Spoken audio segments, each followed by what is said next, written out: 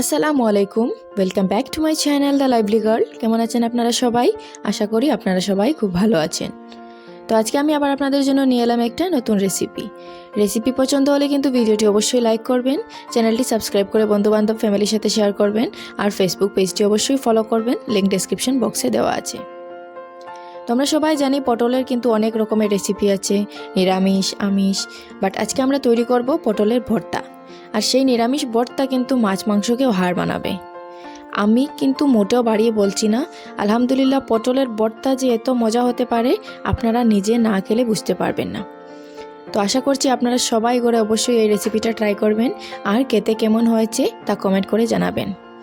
তাহলে চলুন রেসিপিটি শুরু করা যাক। তো সবার প্রথমে আমি এখানে হাফ কেজি পটল খুব ভালো করে ধুয়ে নিলাম।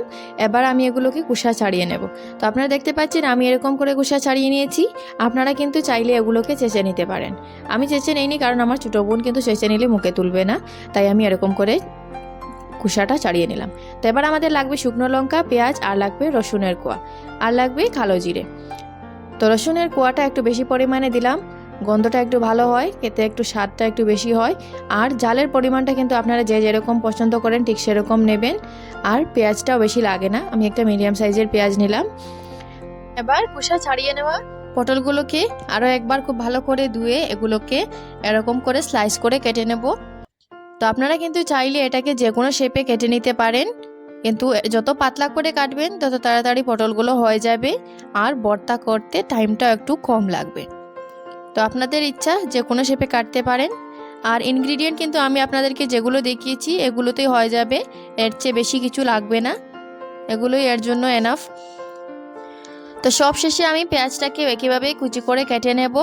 তো এবার আমাদের কাটাকুটির ঝামেলা শেষ হয়ে যাবে, পেঁয়াজ কাটার পর আর কিছু কাটতে লাগবে না। তো এবার আমরা একটা প্লেটের মধ্যে রসুনের খোয়া, শুকনো লঙ্কা আর পেঁয়াজ কুচি নিয়ে নেব, আর এক প্লেটে আমাদের পটল রেডি আছে।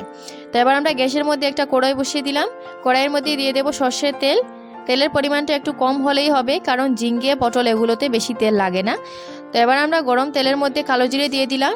তারপর আমরা পেঁয়াজ কুচি, রসুনের কুয়া আর দিলাম শুকনো লঙ্কা।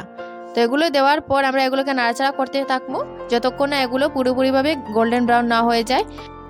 তো এবার আমরা এর মধ্যে ঢেলে দেবো পটল ঢেলে দিয়ে আমরা এর মধ্যে ডালবো লবণ, আর ডালবো গুঁড়ো মশলা আমি এখানে ডাললাম হলুদ গুঁড়ো, ধনে গুঁড়ো, জিরে গুঁড়ো, আর ডাললাম লঙ্কা গুঁড়ো।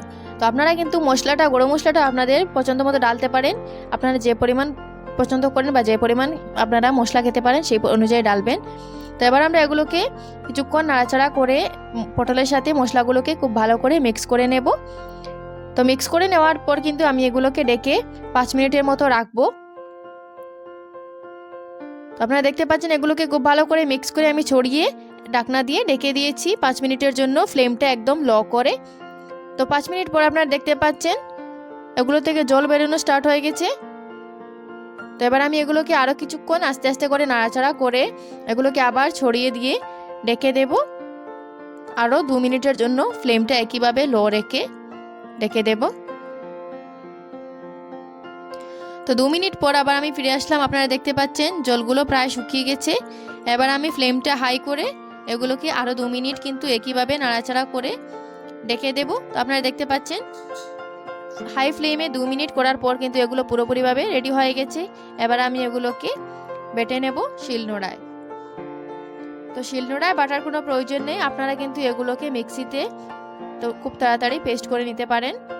আমি কিন্তু শিলনোড়ায় করছি, আপনাদের যেরকম পছন্দ আপনারা ঠিক সেরকম করে নিতে পারেন, শিলনোড়ায় করে নিতে পারেন আর মিক্সিতেও করে নিতে পারেন। তো আমি গরমাগরম এরকম শিলনোড়ায় করে নিচ্ছি এগুলো খুব কষ্ট করে। আপনারা দেখতে পাচ্ছেন এগুলো কিন্তু একেবারে রেডি হয়ে গেছে খাওয়ার জন্য। গরম গরম ভাত দিয়ে আপনারা কিন্তু এই রেসিপিটাকে অবশ্যই ট্রাই করবেন। দেখুন কত সুন্দর লাগছে দেখতে, দেখে কিন্তু জিভে জল চলে আসছে। খুবই ভালো হয়েছে, খুবই স্বাদ হয়েছে খেতে। আর এটা কিন্তু পুরোপুরি নিরামিষ, মাছ শুটকি কিছু লাগবে না এটার মধ্যে, আর খেতেও কিন্তু বেশ দারুণ। তো আপনারা কিন্তু অবশ্যই এই রেসিপিটাকে ট্রাই করবেন। আর এরকম সহজ রেসিপি পেতে ভিডিওটি লাইক করে চ্যানেলটিকে অবশ্যই সাবস্ক্রাইব করে রাখবেন। দেখা হচ্ছে পরের ভিডিওতে। এতক্ষণ সময় নিয়ে সাথে থাকার জন্য আপনাদের সবাইকে অসংখ্য ধন্যবাদ।